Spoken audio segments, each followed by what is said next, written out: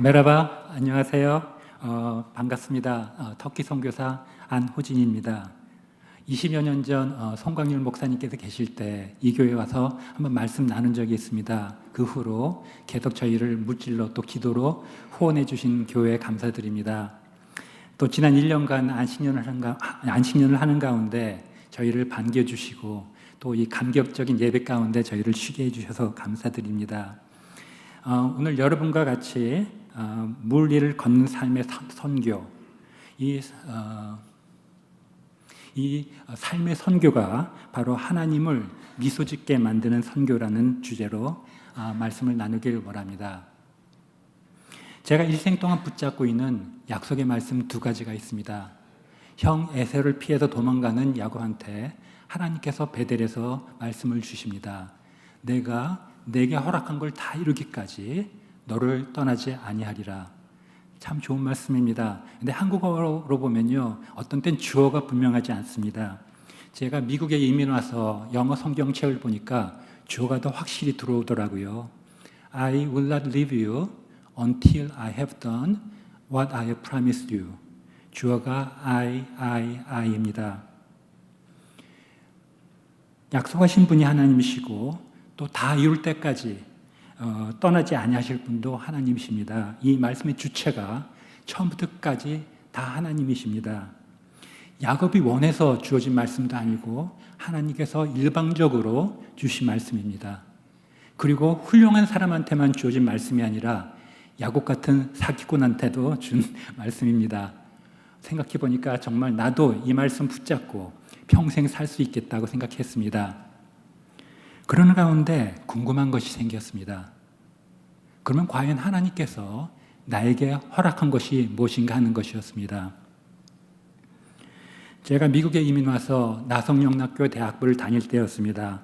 1984년 3월 31일 새벽 6시부터 밤 10시까지 대학생 80명이 모여서 비전 컨퍼런스를 했습니다. 그것이 선교 대회가 됐습니다. 이동 목사님을 비롯해서 많은 강사님이 오셔서 선교에 도전하셨습니다. 세상 끝에 복음을 한 번도 들어볼 기회 없이 죽어가는 많은 영혼들이 있고 그걸 바라보는 하나님 마음, 그 마음이 제 가슴에 깊이 다가왔습니다. 제 옆에 있는 친구들도 선교에 헌신했습니다. 근데 저는 선뜻 선교에 헌신할 수가 없었습니다. 만일 제가 하나님과 세상 둘 중에 하나를 선택하라고 한다면 세상을 버리고 하나님을 선택합니다. 그런데 저희 고민은 그것이 아니었습니다. 하나님이냐 아니면 하나님의 선물이냐 하는 것이었습니다. 하나님께서 저에게 많은 선물을 주셨습니다. 그 중에 하나가 교육이었습니다. 제가 주안에서 자랑을 한다면 서울대학교 공대 800명 그 중에 제가 자석으로 입학했습니다. 그래서 제 이름이 신문에 나오지 않았습니다. 서울대에서도 기획과 2학년 다닐 때 공부를 잘해서요. 학점이 3.95였습니다. 대학교 2학년 때 미국에 이민 와서 파사디나에 있는 캘텍으로 직접 전학할 수 있었고요. 캘텍에서도 공부를 잘해서요. A를 받으면 제 성적이 떨어졌습니다. A하고 A 플러스 딱 중간이었습니다. 하나님께서 하나님께 순종하여 선교로 가려면은 이 모든 교육을 포기해야 하는데 주님께서 제가 선교사가 되기를 원하셨다면은 이 포기하게 될 이 교육을 애당초 왜 주셨을까 하는 고민이 있었습니다. 주님, 주실 때는 언제고 이제 와서 버리라고 하는 건 또 무엇입니까? 제 논리적으로는 정말 이해가 되지 않았습니다. 그러는 가운데 대학교 4학년 겨울 수양회를 가게 되었습니다. 그때도 이동훈 목사님께서 강사님으로 오셨습니다. 마지막 날 밤 저녁 때 밤에 집회가 열리고 있는데 마음이 편하지 않아서 혼자 밖으로 나왔습니다. 그때 밤하늘에 별들이 참 많았습니다. 그리고 그때 성경 공부했던 아브라함 생각이 납니다. 하나님께서 아브라함한테 저 하늘과 같은 많은 별 같은 자손을 주겠다고 약속하십니다. 그리고 얼마 후에 이삭을 선물로 줍니다. 그리고 또 얼마 후에 이삭을 바치라고 합니다. 성경에 나와 있지 않지만 아브라함은 많은 고민을 했을 것입니다. 왜냐하면 저 하늘의 별과 같은 많은 자손이 있으려면 이삭이 있어야 하는데 그 하나님께서 직접 말씀하신 그 약속의 통로가 되는 이 이삭을 바치라고 하는 것이 이해가 되지 않았을 것입니다.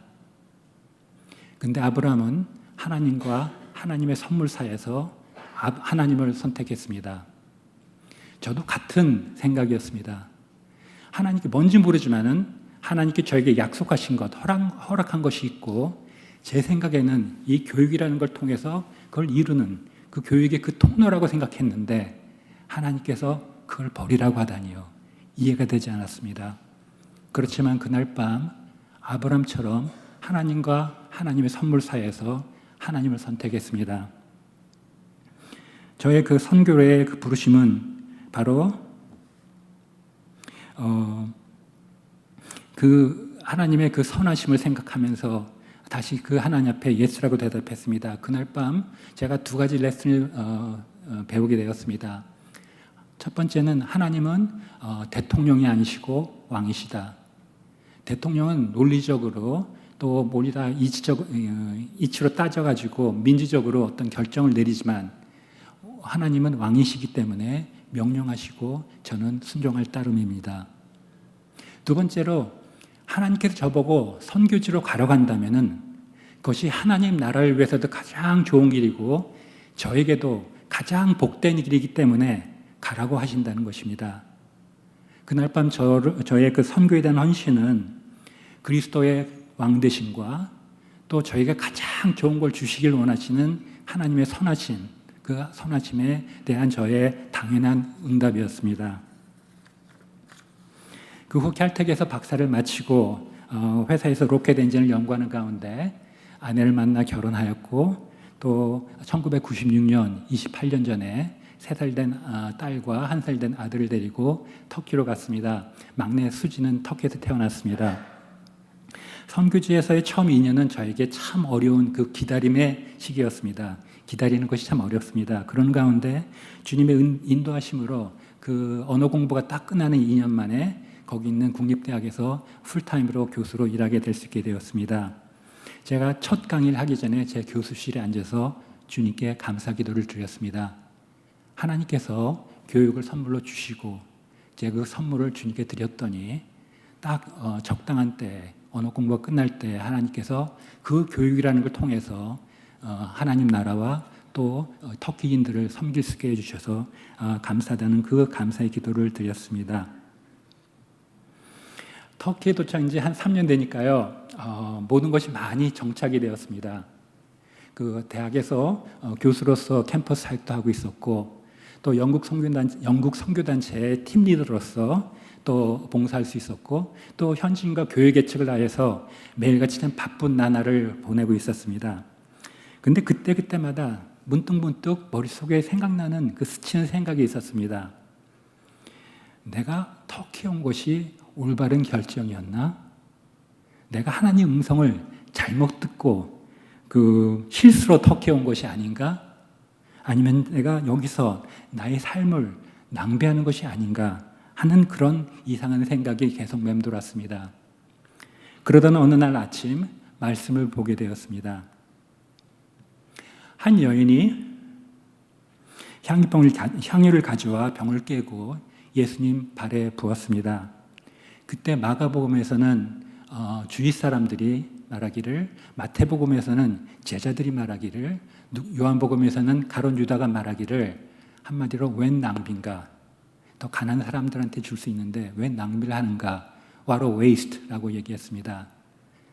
참 아이러니한 거는 그 여인을 가장 잘 이해해줘야 할 그 제자들이 웬 낭비인가 하고 책망했다는 것입니다. 아마 그 여인은 그 주위 사람들의 그 책망을 들으면서 참 마음에 실망이 됐을 것입니다.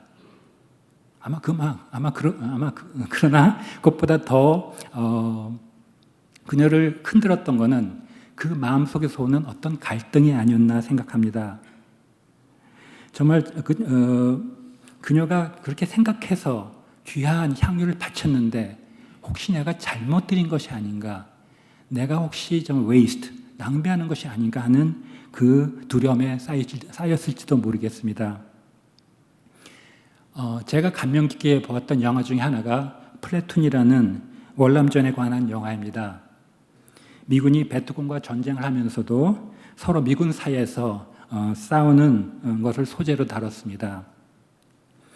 마지막 장면에서 주인공인 찰리 신이 그 헬리콥터를 타면서 독백을 합니다. The enemy was in us. 바로 적은 우리 안에 있었다라고 말합니다.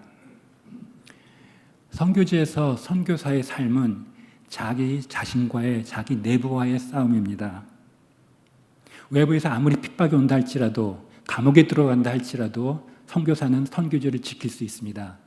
그러나 선교사가 내부적으로 내가 여기서 뭐 하고 있지? 하고 자기 자신과의 싸움에서 지면은 무너져 버립니다.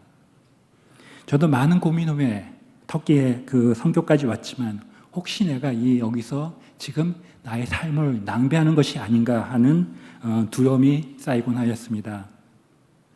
그러나 여러분, 예수님께서 그 여인에게 뭐라고 하시는지 아십니까?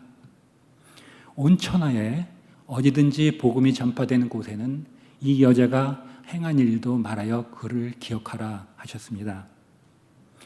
사람들이 낭비라고 말하고 본인도 낭비가 아닌가 하고 생각하는 그 의심 속에서 있을 때 예수님께서는 그녀의 그 헌신을 귀하게 받으셨습니다. 이 말씀이 선교지에서 저를 28년 동안 지켜주었습니다. 열매가 보이지 않을 때 혹시 내가 여기서 삶을 낭비하는 것이 아닌가 하는 의심 속에 있을 때 예수님의 음성을 듣습니다. 호진아, 내가 내 헌신을 받았다. 여러분은 지금 주님께 어떤 걸 드리고 계십니까? 여러분의 헌신은 세상의 계산기로 계산될 수 없습니다.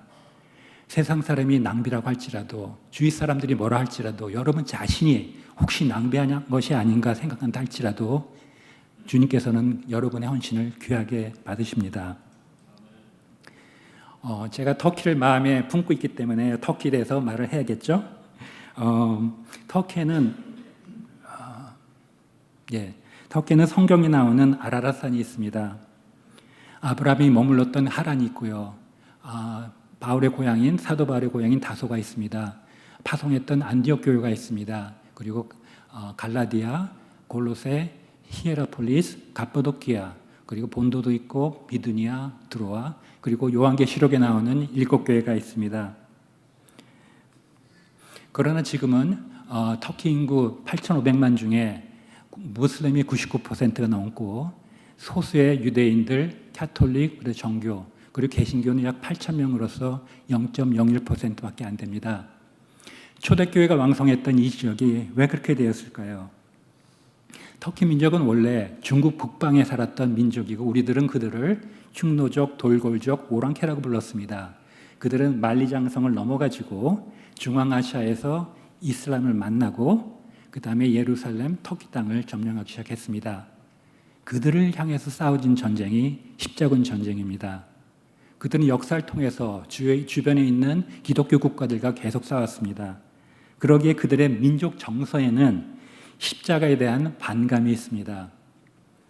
제가 1, 2부 예배에서는 나누지 않았던 예화를 잠깐 3부 예배에서는 드리길 원합니다. 두 부족이 있습니다. 두 부족은 말도 틀리고 문화도 틀립니다. 한 부족은 육지에서 사는데요. 굉장히 딱딱한 돌 같은 딱딱한 빵을 먹습니다. 또 한 부족은 거기 섬에서 삽니다. 섬에 사는데 거기는 굉장히 부드러운 빵을 먹습니다.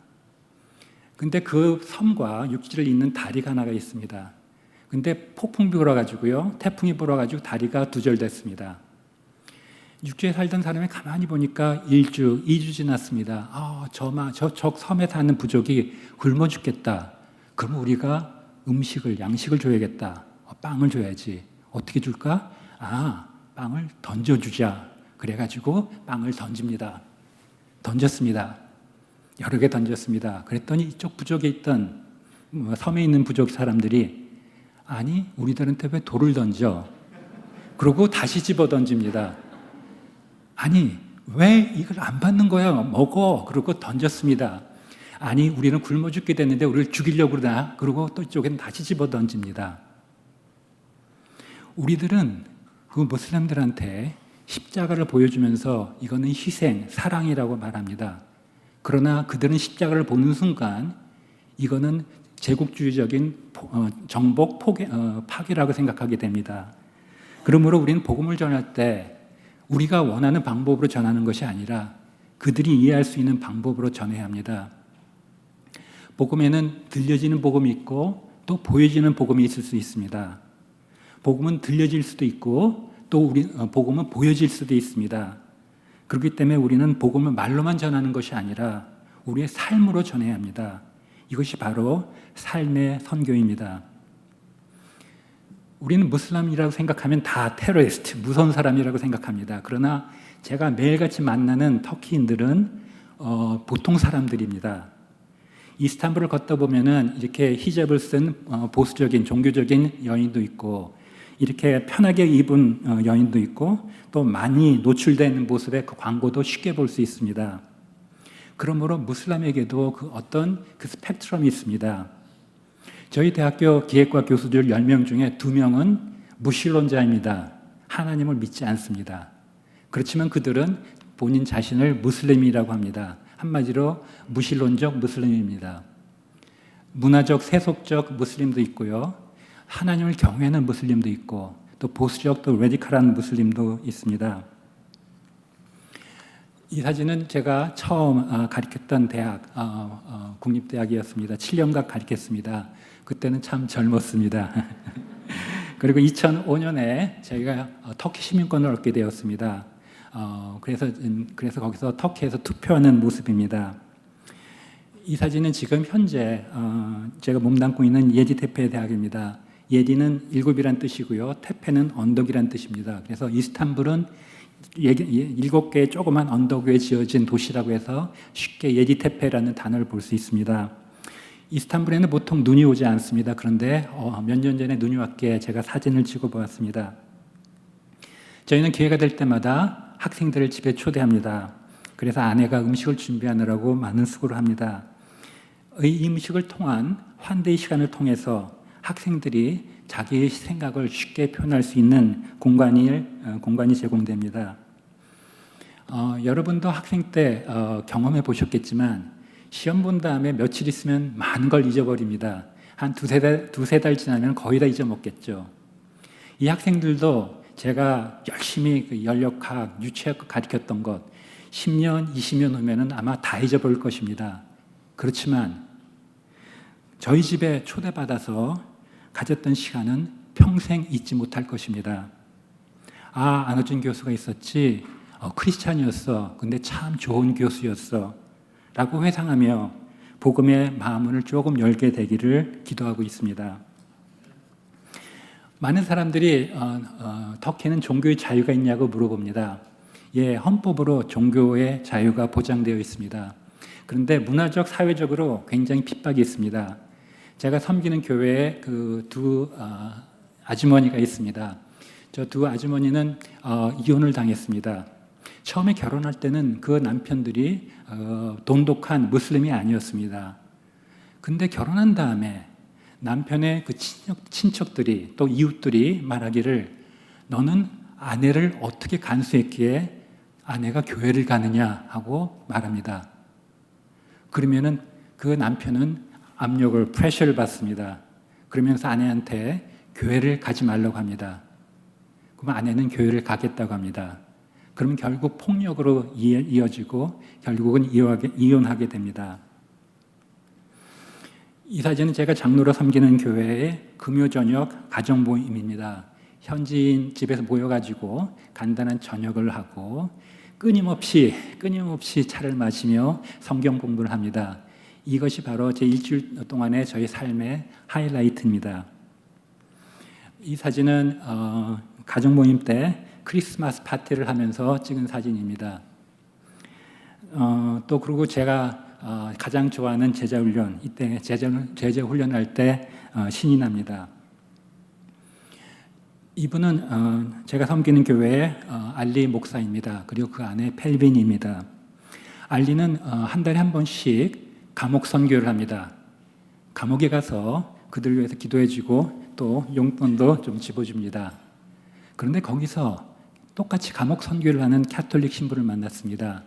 그리고 캐톨릭 신부가 알리 목사한테 우리 교회 건물이 토요일 날 안 쓰는데 비어 있는데 쓰려면 쓰라 그랬습니다. 그래서 저희들이 쓰기로 했습니다. 이 교회 건물은 이스탄불 중심에 가장 번화가에 있습니다. 한마디로 서울의 명동 같은 길입니다. 그래서 저희 교회의 현지인 10명 정도가 매주 토요일 날 3시에 전도 예배를 드리고 있습니다. 사람들이 걷다 보니까 교회 문이 열려 있습니다. 궁금해서 들어옵니다. 어떤 사람은 5분 정도 건물만 보다가 가기도 하고 어떤 사람은 30분간 예배 처음부터까지 다 참석합니다. 죄송합니다. 그 뒤에 보면은 앉아있는 그 히잡을 쓴 종교적인 여성들이 있습니다. 이들이 참 궁금한 모습으로, 궁금한 마음으로 예배에 참석합니다. 우리들의 예배가 어떤지 보고 싶어 합니다. 정말 참 이상한 예배입니다. 믿는 사람은 단지 10명, 한 50명, 60명의 안 믿는 사람들이 모여서 드리는 예배입니다. 하나님께서 역사하십니다. 건물 입구에는 저희들이 성경을 비치해 둡니다. 저희가 나눠주지 않아도 사람들이 궁금해서 하나씩 집어갑니다. 2-3시간 사이에 평균 100권 이상이 나갑니다. 지난 크리스마스 때는 420권이 나갔습니다. 예배 후에 또 관심 있는 자들이 보입니다. 가만히 보면은 인사도 보면 이제 눈빛이라든가 보면은 관심 있는 자가 있으면은 직접적으로 복음도 전합니다. 터키에도 K 열풍이 있습니다. 그래서 저희 아내와 제가 한국 사람이라는 걸 알고 저희들에게 더욱더 가까이 다가옵니다. 제가 터키 시민권을 받은 후에 이 예지테페 대학으로 옮겼습니다. 그 대학에서 가르치고 있는 영국에서 오신 2분의 선교사를 만났습니다. 우리 셋이서 결정했습니다. 우리 일주일에 한 번씩 점심시간에 모여서 같이 학교를 놓고 학생 놓고 기도하자고 했습니다. 그래서 2006년부터 2013년까지 7년간 꼭 기도했습니다. 2013년이 되어서 그분들의 자녀들이 다 컸기 때문에 교육을 위해서 2분 다 영국으로 가셨습니다. 저만 홀로 남았습니다. 그리고 기도하던 7년간 아무런 열매가 없었습니다. 그리고 그 후 2020년까지 7년간 아무런 일이 없는 것 같았습니다. 여러분들 아시다시피 2020년 팬데믹이 왔습니다. 3월 달에 교회 문이 닫혔고 7월 달에 교회 문이 다시 열렸습니다. 저희 교회는 예배를 2번, 다른 곳에서 2번 드립니다. 한 군데에서는 11시 예배 드리고 또 한 10마일 정도 떨어진 데서는 3시에 예배 드립니다. 그래서 11시 예배에 제가 참석했습니다. 갔더니 이 NS라는 형제가 나왔습니다. 처음 봅니다. 그래서 서로 인사했습니다. 예지테페 졸업생이었습니다. 예지테페 대학교 졸업생이었습니다. 너무 반가웠습니다. 그리고 3시에 저는 2군데를 다 봉사했기 때문에 3시에 다른 예배당에 갔습니다. 그때 팬데믹 때 참 많은 젊은이들이 왔습니다. 이 찰라 자매도 그 중에 한 명이었습니다. 또 여성이었기 때문에 제가 가서 꼬치꼬치 물어볼 수가 없었는데요. 어느 주일날 아내가 저를 불렀습니다. 여보, 이 찰라 자매도 예지테페 대학 졸업생이야. 그랬습니다. 근데 그날따라 그 NS 형제가 11시 예배를 드리고 또 3시 예배를 드리러 왔습니다. NS 찰나 둘 다 이리 와. 너희 둘 다 예지테페 대학교 졸업한 거 알아? 아내와 같이 4명이서 얼싸안고 매우 기뻐했습니다. 예배를 알리는 종소리가 울렸습니다. 예배당에서 찬양이 울리기 시작했습니다. 저는 앉아서 기도를 시작했습니다. 준비기도요. 그런데 갑자기 전기 충격을 받은 것처럼 온몸에 전율이 흘렀습니다. 제가 지금 14년 전에 7년간 기도했던 것이 갑자기 생각났습니다. 그때 동안 그 7년간 기도했던 것을 까맣게 잊고 있었는데 지금 눈앞에 이 2 학생이 저희와 같이 예배를 드리고 있었습니다. 7년간 기도 후에 7년 만에 찾아온 기도의 열매였습니다. 아마 기도가 이런 것인가 봅니다. 마치 이스라엘 백성이 여리고 성을 6바퀴 돌고 마지막 날 7바퀴 돌 때 그런 것 같습니다. 만일 3바퀴쯤 돌았을 때 성벽에 이게 금이 간다든가 아니 4바퀴 돌았는데 기왓장이 이렇게 떨어진다 그러면은 돌 때 신났을 것입니다. 그러나 7바퀴 돌 때까지 아무런 일이 일어나지 않았습니다. 마지막 끝까지 순종하여 7바퀴 돌았을 때 성벽이 와르르 하고 무너졌습니다. 우리는 기도하다가 아무런 기도 응답의 조짐이 보이지 않을 때, 그런 조짐이 보이지 않을 때 포기하기 쉽습니다. 그러나 끝까지 순종하며 기도하는 것이 중요하다는 것을 배웠습니다. 7년을 순종하여 기도하였고 그 후 7년을 기다렸더니 주님의 때에 기도의 열매를 보았습니다. 이 심어진 기도는 언젠가 반드시 응답됩니다.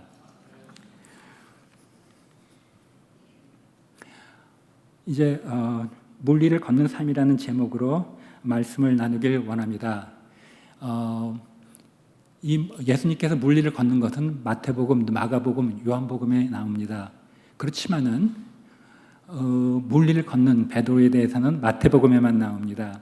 우리가 잘 아는 이 본문에서 베드로에 대해서 생각해 보기를 원합니다.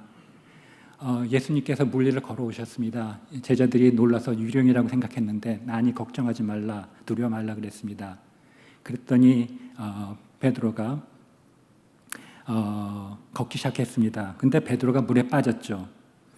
근데 우리가 베드로가 물에 빠졌을 때 예수님께서 믿음이 작은 자여 왜 의심하였느냐라는 말씀하셨기 때문에 우리들은 베드로가 믿음이 별로 없다고 생각하기 쉽습니다.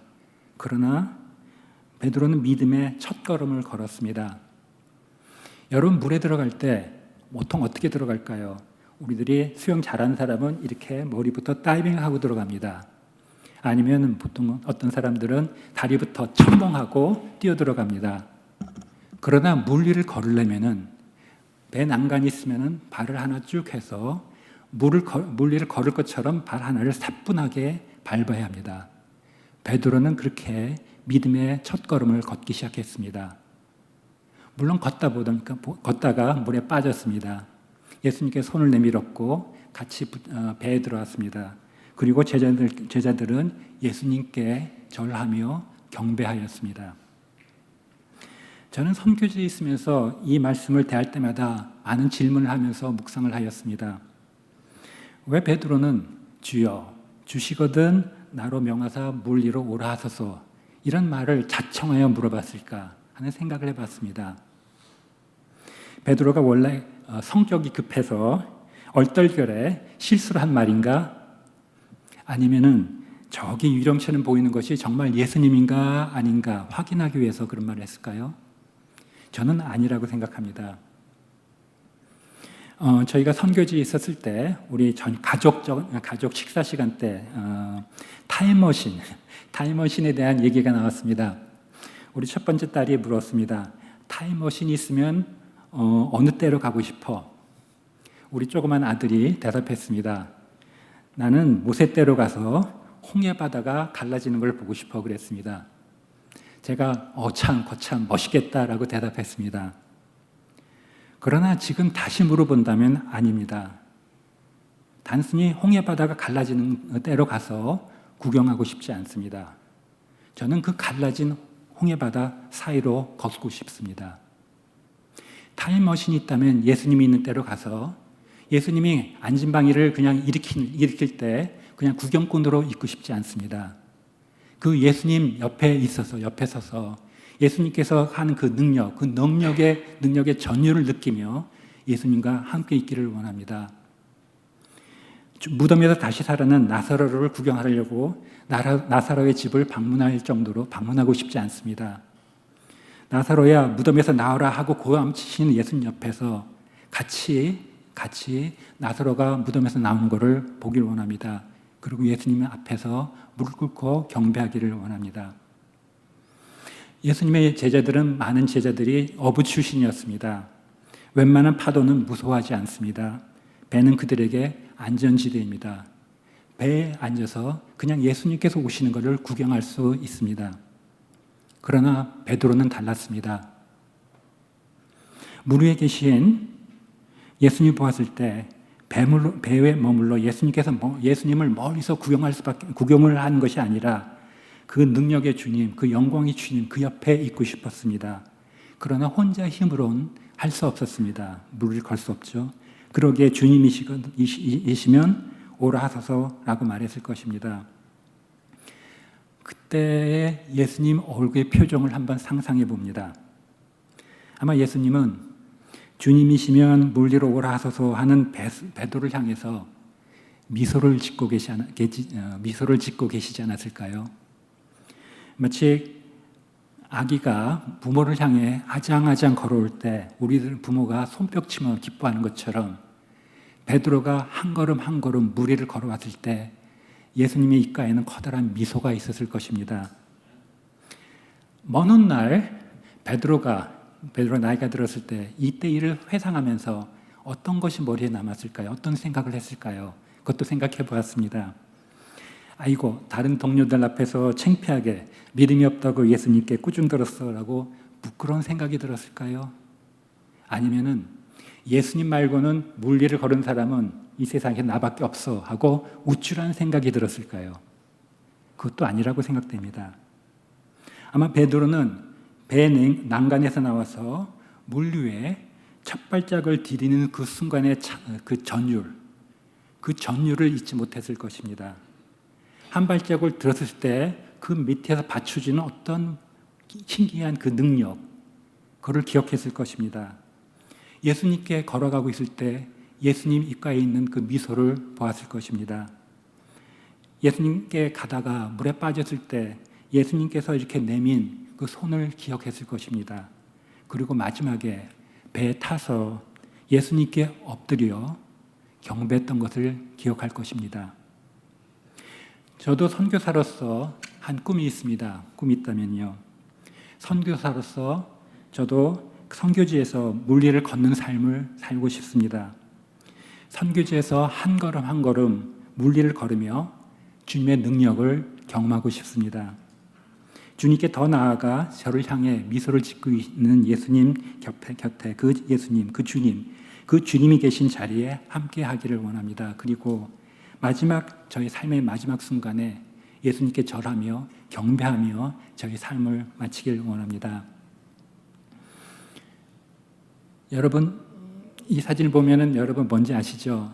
여러분 자녀들이 어렸을 때 아니면 여러분 손녀들이 어렸을 때 이렇게 비행기 태워준 적이 있나요? 저희 첫 딸 수정이가 2살 때였습니다.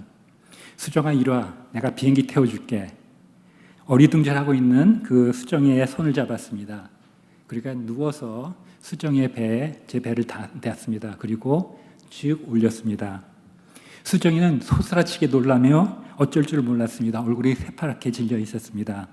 한 3, 4초 정도 지났을까요? 수정이하고 제 눈이 마주쳤습니다. 그리고 저는 수정이에게 다정스럽게 미소를 지었습니다. 그리고 아직도 놀라서 돌처럼 굳어있는 우리 수정이를 살며시 내려놨습니다. 그때 수정이가 뭐라고 했는지 아십니까?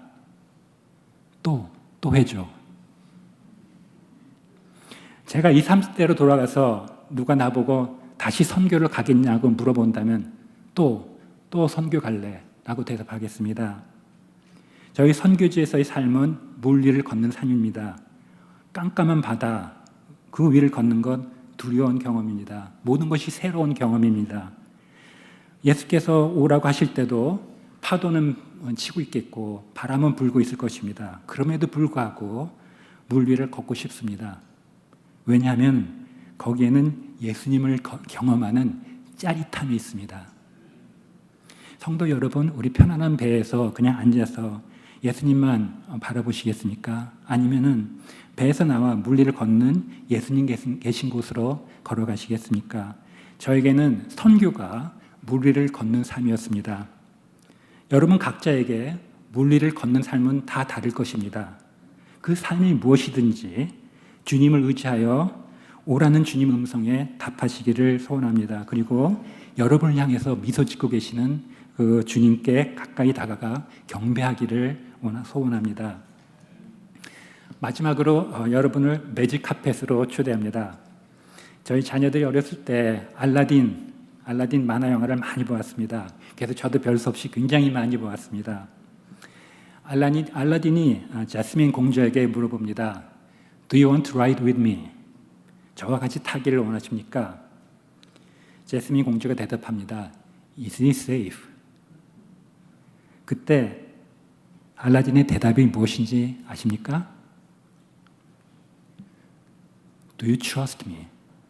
알라딘은 안전하다, 안전하지 않다 그 답이 아니었습니다. Do you trust me? 잠시 후 제스민은 Yes라고 대답합니다.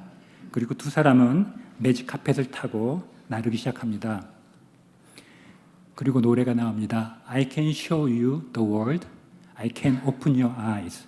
당신에게 세상을 보여줄 수 있습니다. 당신의 눈을 열어줄 수 있습니다. A whole new world. Now I'm in a whole new world with you. 온전히 새로운 세상, 지금 당신과 함께 이 새로운 세상에 있습니다. 성도 여러분, 주님을 신뢰하여 매직 카펫에 오를 때 여러분의 눈이 떠질 것입니다.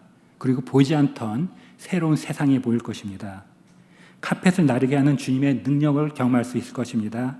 주님과 함께 그 카펫을 타고 주님과 그 새로운 세상 속으로 날아갈 수 있을 것입니다. 그러므로 우리는 주님을 신뢰합시다. 나를 믿느냐? Do you trust me? 라고 물으신 주님께 Yes라고 대답하며 매직 카펫에 오릅시다. 자, 마지막으로 말합니다. 제가 1961년 생일에서 얼마 전에 60살을 보냈습니다. 그때 출애굽기를 읽으면서 모세의 삶을 크게 돌아볼 수 있었습니다. 모세는 40년간 애굽에서의 삶을 살았고 40년간 광야의 삶을 살았습니다. 마지막 40년을 주님께 부름을 받아 이스라엘 백성을 애굽 땅에서 인도해냈습니다. 40, 40, 40. 그걸 생각하면서 나는 30, 30, 30을 해야겠다 생각했습니다. 30 싱글로서 살았습니다. 30살 때 결혼해서 아내와 같이 대부분을 터키에서 선교지에서 살았습니다. 제가 30년을 더 살 수 있다면 이 마지막 30년이 진짜입니다. 지금까지 산 건 다 연습입니다. 하나님께서 저에게 허락하신 것을 이루는 마지막 30년입니다. 저희 삶은 아직 끝나지 않았고 이제 새로 시작합니다. 앞으로의 30년이 많이 기대가 됩니다. 하나님께서 저에게 주신 약속의 말씀을 다시 한번 생각해 봅니다. 내가 내게 허락한 것을 다 이루기까지 너를 떠나지 아니하리라. 남은 30년간 주님께서 저에게 주신 허락하신 길, 약속하신 길을 걸으며 주님께서 그거를 이루시는 것을 경의의 눈으로 바라보면서 나를 떠나지 아니하시는, 나와 함께 하시는 주님께 경배하기를 원합니다. 여러분 한 분 한 분에게도 주님께서 허락하신, 약속하신 것이 있습니다. 그걸 이루기 위해서 물 위를 걷는 삶을 사시기를 소원합니다. 그리고 마지막 순간에 다 이루었다라는 승리의 함성을 외치시기를 소원합니다. 그리고 마지막에 주님 앞에 엎드려 예배로서 경배로 삶을 마칠 수 있기를 소원합니다. 예, 감사합니다.